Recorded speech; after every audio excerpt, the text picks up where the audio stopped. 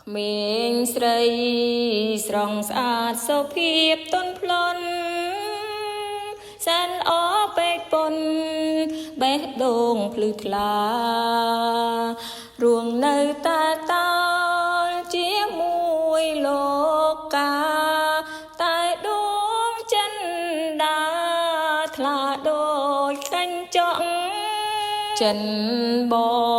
ងមេត្តាស្នេហាទៀងទៅលងចិនយ៉ាងជ្រៅព្រួយស្នេហ៍ឆាប់ឆក់លើសពីប្អូនស្រីតានៃ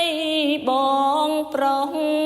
ក្តីស្នេហ៍ដើមដងក៏មិនឡងចិត្ត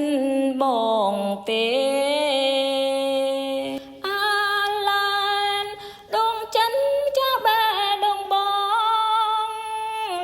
លំកនឡ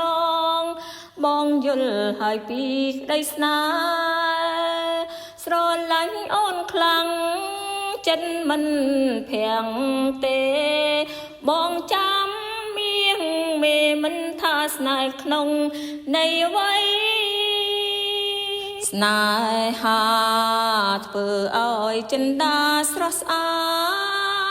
តស្រឡាញ់ពន់ពេងចិនលេងរីងរៃត្រឹមជាមិនភាំងឬជាប្អូនស្រីទទួលក្រុមនៃព្រួងក្តីស្នេហា